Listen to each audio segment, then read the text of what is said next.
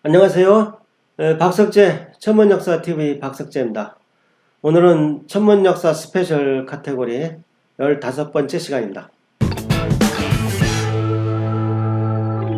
제 책 하늘의 역사 4장에 대해서 정리하는 시간을 갖도록 하겠습니다. 제 책 하늘의 역사 4장 부분이 제 책 개천혁명 앞부분하고 내용이 일치합니다. 그렇지만 기술은 다릅니다.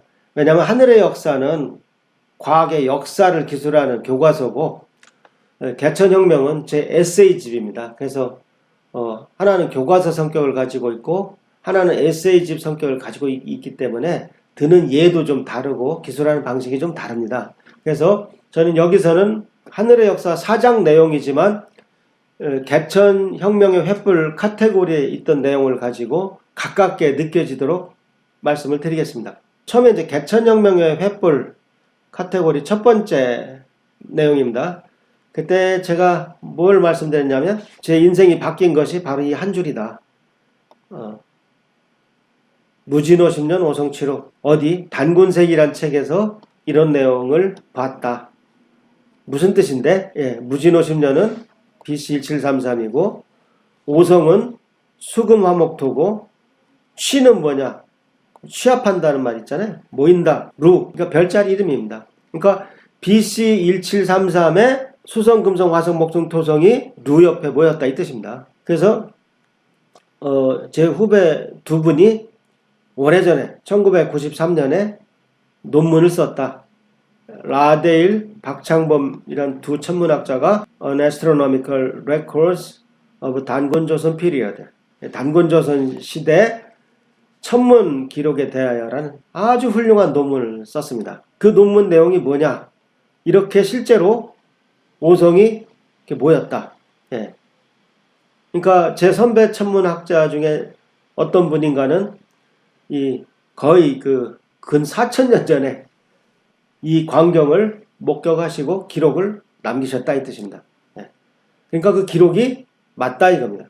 그 책은 단군색이란 책이었고 그 다음에 우리나라가 대륙을 지배했던 그 훌륭한 역사를 조선시대에 들어와서 전부 다 없앴다.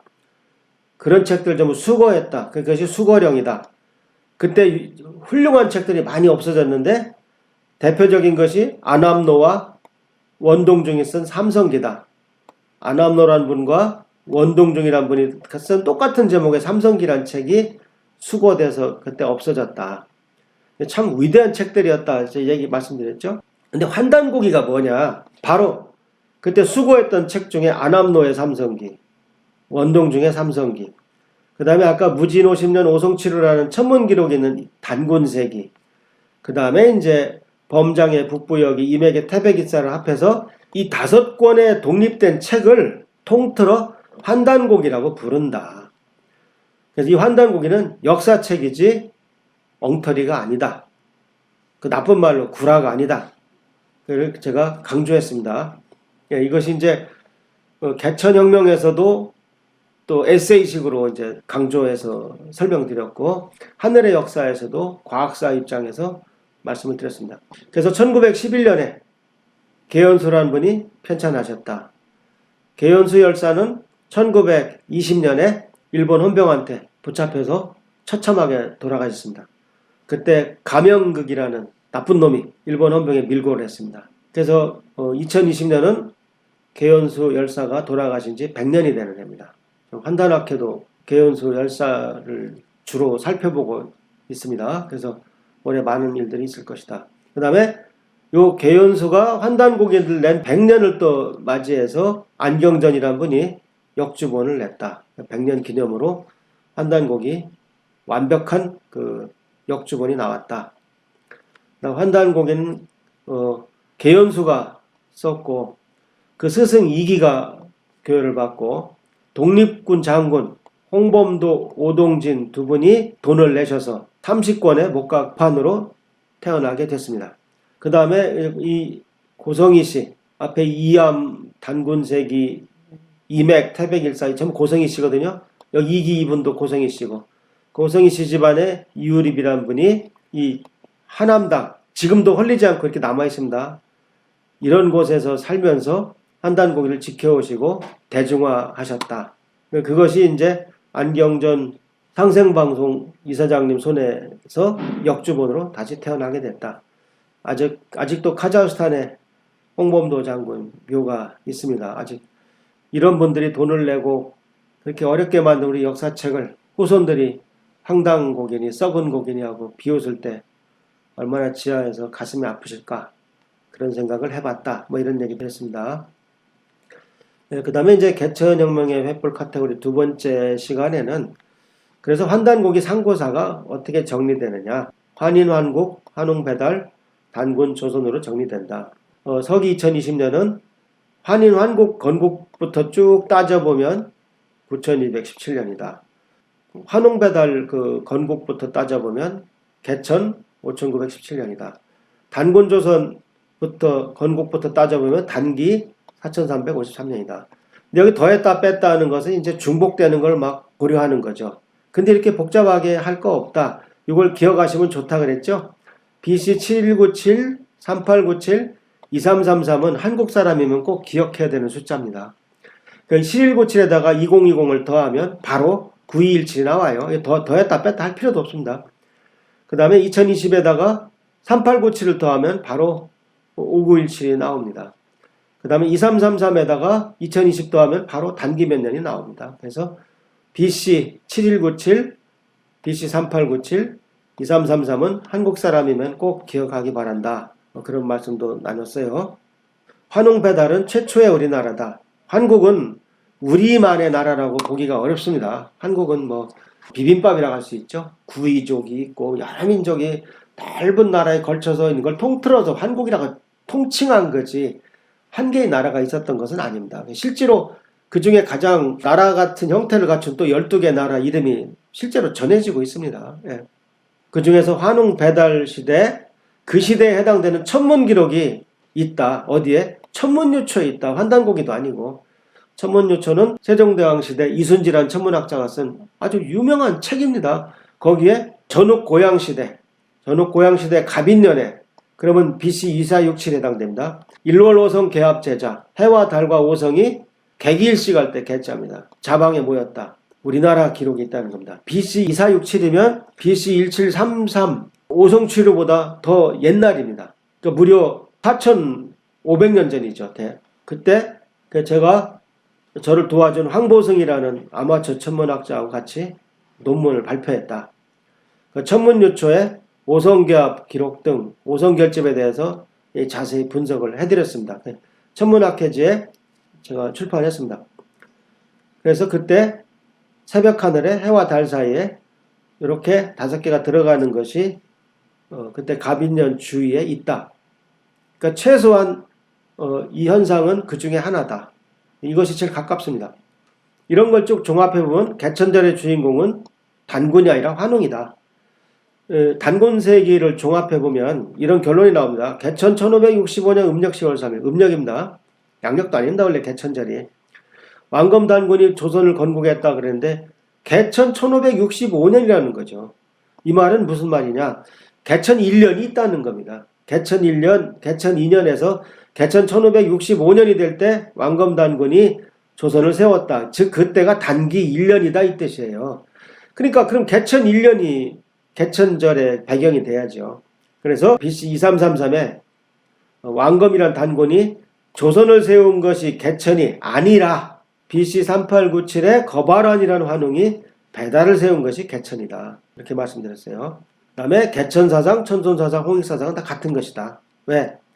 개천에서 우리가 3천무리가 내려왔죠. 그래서 내려와서 호랑이 부족, 곰 부족, 지손들을 교화하는 게 그 홍익이죠. 세상을 널리 이롭게 지손을 천손으로 만드는 것이 홍익사상이다.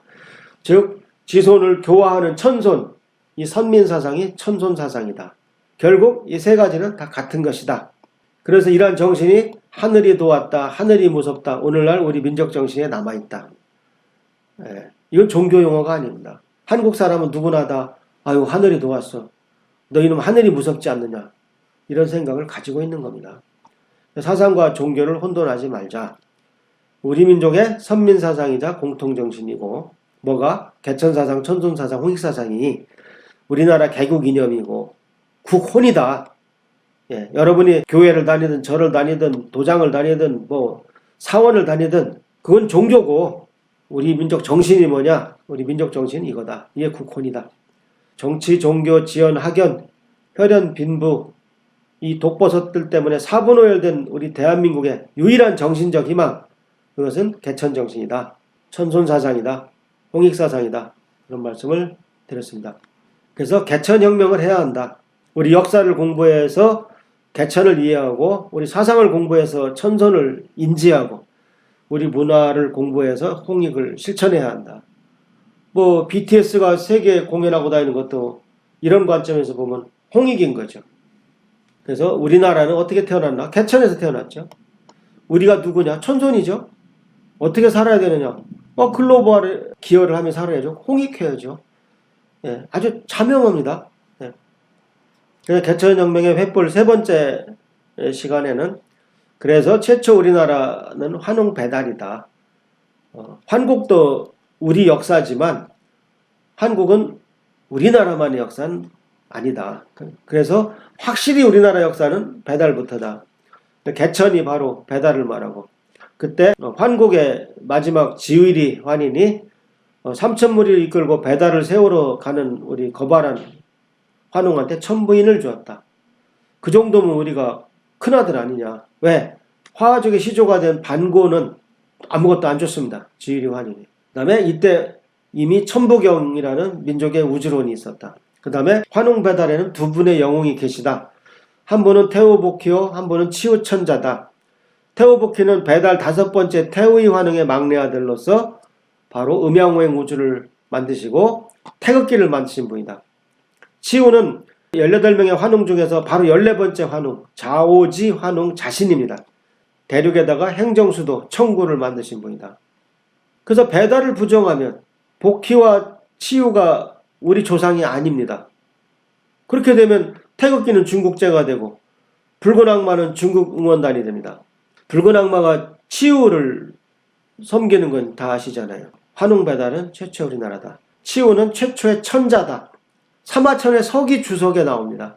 최초의 천자는 치우다. 예. 치우 천왕보다는 오히려 치우 천자라고 부르는 것이 더 옳겠습니다. 그럼 그 시대에 무슨 문화 유적이 있느냐? 오늘날 홍산 문명의 유적지 그것이 바로 환웅 배달 단군 조선의 유적이라고 믿으면 됩니다. 태호 복희와 치우 천자는 환웅 배달의 영웅이다. 치우는 바로 붉은 악마의 상징이고요. 중국에서는 이렇게 태호 복희를 황동으로 만들어서 이렇게 모시고 있습니다. 사당을 지어서 오른쪽 양탄자 그림은 오른쪽에 복희, 왼쪽에 여동생 여화가 각각 직각자와 컴파스를 들고 우주를 창조하고 있는 모습입니다. 그 다음에 개천혁명의 횃불 5번째 시간에는 서효사에 대해서 말씀드렸습니다. 서효사는 단군조선의 6대 달문단군이 9월산의 제후들을 소집해서 하늘에 제사를 드리고 신지발리한테 발표를 시켰던 문장입니다. 180글자가 나옵니다. 사실 이 글자 180글자 서효사 하나만 해도 한 사람이 평생 쓰기가 힘든 명문입니다. 그런데 이런 문장이 수없이 많이 나오는 환단고기를 한 사람이 다 썼다고요? 한 사람이 다 창하는 판타지라고요? 그걸 믿는 사람이 바보죠. 예. 그래서 이 서효사에는 사만으로 나뉘어 통치된 단군조선이 기술되어 있습니다. 여기서 말한 사만은 옛날 한반도 끄트머리 있던 마한 변한 진안이 아니다. 원래 단군조선을 사만이라고 불렀다. 서효사는 180글자. 제 소설 개천기 5편 유의자에서 발췌한 내용입니다. 그래서 고종황제는 바로 이 단군조선의 사만의 뒤를 잇는 나라라는 뜻으로 대한제국이라는 국호를 선택했다. 왜? 사만을 대한이라고 불렀으니까. 또 이 대한제국에서 대한민국이 탄생했다. 제자를 민으로 바꾼 것 뿐이죠. 그 대한민국이란 결국 단군조선의 나라라는 뜻입니다. 우리 나라 이름을 정확히 알고 있는 사람은 몇 퍼센트나 될까요? 대한민국이 단군조선의 나라라는 뜻이다. 명확히 설명할 수 있는 사람이 몇 퍼센트나 될까요? 참 심각한 일이 아닐 수 없습니다. 그다음 개천혁명의 횃불 6번째 시간에는 어화가에 대해서 말씀드렸습니다. 단군조선 왕검이 첫 번째 단군이고 두 번째 단군이 부루 단군이죠. 부루 단지로 유명하죠. 이 부루 단군이 만든 노래가 어화가입니다. 하늘의 신명과 인간의 조화를 노래했다. 환단곡에 다행히 그 내용이 전해집니다. 그래서 이것이 어화가입니다. 내용이 궁금하시면 그 부분을 다시 보시기 바랍니다. 그 다음 개천혁명의 횃불 7번째 시간에는 또 연표문을 안내해 드렸습니다. 이거 역시 환단곡에 나오는 명문입니다. 단군조선의 11대 도해단군이 선포했고 65자가 수록되어 있습니다. 그 중에 제세이와 홍익인간, 세상을 이치대로 다스리고 세상을 널리 이롭게 하라 하는 그 우리 민족의 그 혼이 담긴 연표문입니다. 하늘에 대해서, 땅에 대해서, 사람에 대해서, 마지막으로 제세이와 홍익인간을 결론짓는 문장입니다. 네, 그 다음에 여기서 다소 중복이 됩니다. 태극기를 아시나요? 카테고리 이제 5번째 여기로 가시면 하늘의 역사 4장 그 내용이 이어집니다.